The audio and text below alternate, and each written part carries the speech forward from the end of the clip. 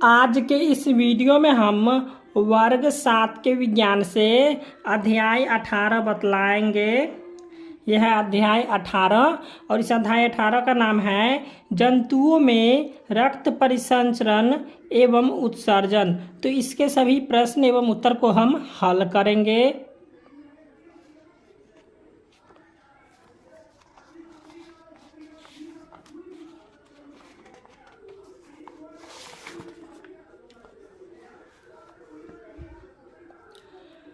तो यहाँ पे प्रश्न संख्या ए है, सही उत्तर चुनिए। ठीक है, तो ए का क में है रक्त वह द्रव है जो जंतुओं के किस भाग में प्रवाहित होता है।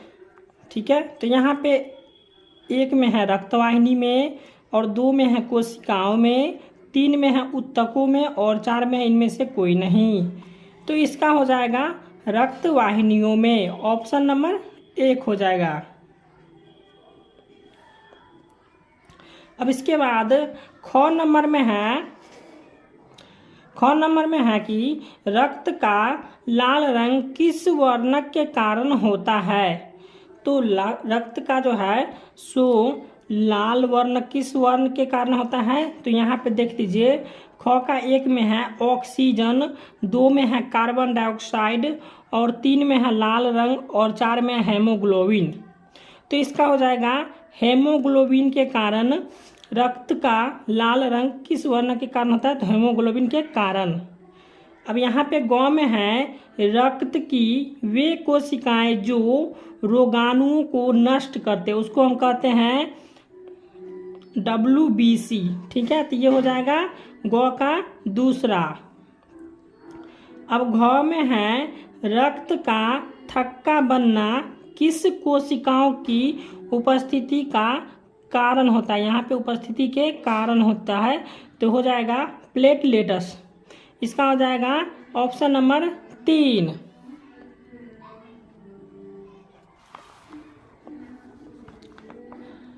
अब प्रश्न संख्या 4 है, विश्राम की अवस्था में एक व्यक्ति।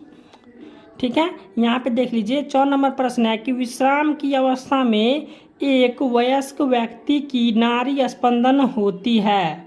तो एक व्यक्ति की जो है सो नाड़ी स्पंदन कितना होती है, 72। ठीक है, ऑप्शन नंबर 2। अभी 2 नंबर में है रिक्त स्थानों की पूर्ति करे।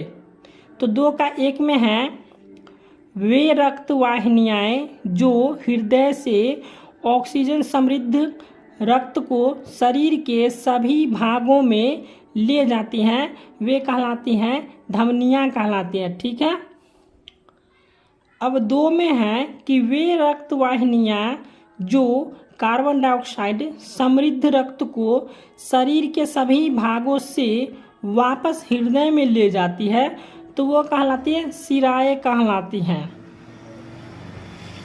अब 3 नंबर में है कि डॉक्टर हृदय धड़कन को मापने के लिए स्टेथोस्कोप नामक यंत्र इस्तेमाल करते हैं।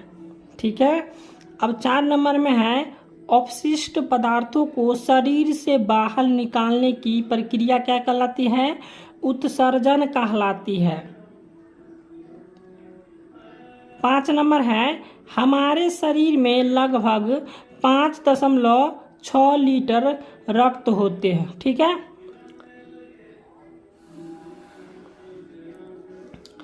अब 3 नंबर प्रश्न है कि सही उत्तर के सामने सही एवं गलत उत्तर के सामने गलत का चिन्ह लगाएं। तो 3 का 1 में है हमारा हृदय 4 कक्षों में बांटा होता है, तो लिखे हाँ, यहाँ पे सही हो जाएगा। अब 2 में है गुर्दे की आकृति गेंद जैसी होती है, नहीं होती है, तो यहाँ पे नहीं का चिन्ह है। अब उसके बाद 3 नंबर में है स्पंज एवं हाइड्रा जैसे जंतुओं में रक्त नहीं पाया जाता है, तो ये लिखेंगे हाँ, यहाँ पाया जाता है, तो हो जाएगा सही। अब 4 नंबर में है धमनियाँ ऑक्सीजन समृद्ध होती हैं, तो सही हो जाएगा इसका भी। अब 5 में है शिराएँ कार्बन डाइऑक्साइड विहीन होते हैं, तो ये हो जाएगा गलत।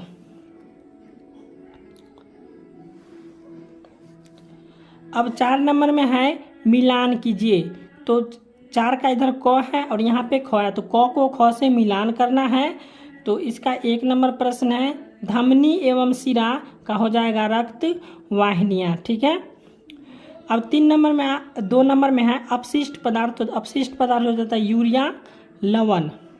उसके बाद 3 नंबर में होता है स्टेथोस्कोप, जो है सो वो धड़कन मापने का यंत्र है। तो 3 का हो जाएगा 4। अब 4 नंबर में है डायलिसिस। डायलिसिस का हो जाएगा 2 नंबर, रक्त को छानने की विधि को हम डायलिसिस कहते हैं। ठीक। अब उसके बाद है 5 नंबर में विलियम हार्वे। तो विलियम हार्वे हो जाएगा 5 का हो जाएगा 3, रक्त परिसंचरण तंत्र के जनक। 5 नंबर प्रश्न है निम्न प्रश्नों के उत्तर दीजिए। तो 5 का 1 में है धमनी किसे कहते हैं, इसका क्या कार्य है बताएं। चलिए इसको हम कॉपी पर बतलाते हैं।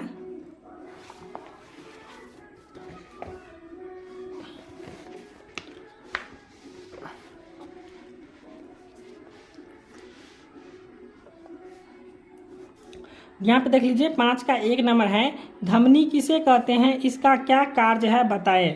तो यहाँ पे हम लिख लिए हैं कि धमनी हमारे शरीर में पाए जाने वाली एक रक्त वाहिनियाँ हैं जो हृदय से ऑक्सीजन सहित रक्त, यानी यहाँ पे हो जाएगा शुद्ध रक्त को शरीर के सभी भागों में ले जाती है, उसे धमनियाँ कहते हैं। तो अब यहाँ पे क्या कहा है, इसका क्या कार्य है। तो धमनी के कार्य यहाँ पे हम लिख लिए हैं। तो धमनियाँ वे रक्त वाहिकाएं होती है जो हृदय से रक्त को आगे पहुँचाती है। तो ये हो गया प्रश्न संख्या 1 का उत्तर।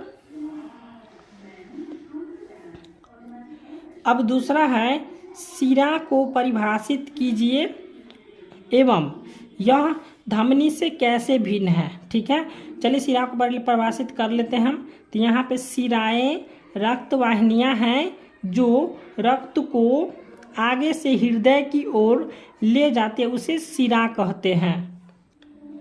अब इसके बाद हम बतलाएंगे रक्त वाहिकाओं में धमनी कैसे भिन्न है। चलिए इसको बतलाते हैं। तो यहाँ पे देख लीजिए धमनियाँ हैं और ये शिराएं हैं। ठीक है, तो यहाँ पे हमको बतलाना है कि धमनी से शिराएं कैसे भिन्न हैं। ठीक है, तो यहाँ पे ये हो जाएगा रक्त वाहिकाएं, ये हो गया रक्त की प्रकृति, ये हो जाएगा रक्त प्रवाह की दिशा और ये हो जाएगा दीवार। ठीक है, तो यहाँ पे धमनियाँ, तो धमनियाँ में हो जाएगा ऑक्सीजन समृद्ध, उसके बाद हो जाएगा हृदय से शरीर को सभी भागों को, उसके बाद दीवार में हो जाएगा मोटी और लचीली, उसके बाद शिराएं हो जाएगा यहाँ पे कार्बन डाइऑक्साइड समृद्ध, उसके बाद हो जाएगा शरीर के सभी भागों से वापस हृदय को, उसके बाद पतली हो जाएगा। इसकी दीवारें जो है सो पतली होती है, शिराएं की दीवारें जो है पतली होती है। ठीक है,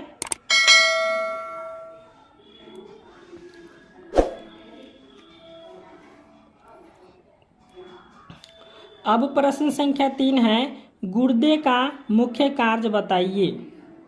तो 3 का उत्तर हो जाएगा गुर्दे के मुख्य कार्य हैं शरीर में पानी और नमक की मात्रा को संतुलित रखना तथा रक्त को मूत्राशय तक पहुंचाना है। तो ये हो गया गुर्दा के मुख्य कार्य। अब 5 में है अपशिष्ट पदार्थ क्या है और इन्हें हमारे शरीर से बाहर निकालने वाले उत्सर्जन अंगों के नाम बताएं। तो यहाँ पे हम इसको लिख लिए हैं। तो पहले बताते थे अपशिष्ट पदार्थ क्या है। तो यहाँ पर हो जाएगा 5 का उत्तर हो जाएगा मानव शरीर में दैनिक उपापचय क्रियाओं के फलस्वरूप कुछ ऐसे हानिकारक पदार्थ बनते हैं जो शरीर के लिए अच्छा नहीं है, तो उसे हम क्या कहेंगे, अपशिष्ट पदार्थ कहेंगे। ठीक है, तो ये हो जाएगा। अब यहाँ पे जो है इन्हें हमारे शरीर से बाहर निकालने वाले उत्सर्जन अंगों के नाम बताओ। तो यहाँ पे इसका हम लिख लिए हैं इन्हें बाहर उत्सर्जन तंत्र अंगों द्वारा होता है।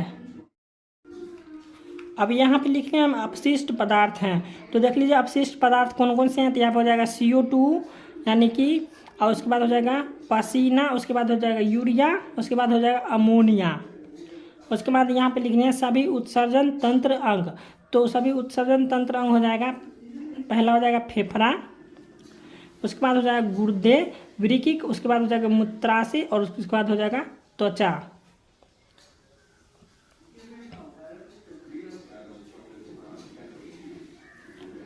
अब 5 नंबर प्रश्न है, हृदय स्पंदन से आप क्या समझते हैं? एक स्वस्थ व्यक्ति में हृदय स्पंद की संख्या बताएं। तो यहाँ पे 5 का उत्तर हो जाएगा कि हृदय के कक्ष की दीवारें पेशियों की बनी होती है और ये पेशियाएँ लयबद्ध, ठीक है, ये पेशियाँ हो जाएगा लयबद्ध रूप से सिकुड़ती और फैलती है। यह लयबद्ध सिकुड़ने और फैलने दोनों मिलकर जो है हृदय स्पंद कहलाता है। उसके बाद हो जाएगा विश्राम की अवस्था में किसी स्वस्थ व्यक्ति की स्पंदन दर सामान्यतः 72 से 80 स्पंदन प्रति मिनट होती है। तो ये हो गया प्रश्न संख्या 5 के उत्तर, ठीक है।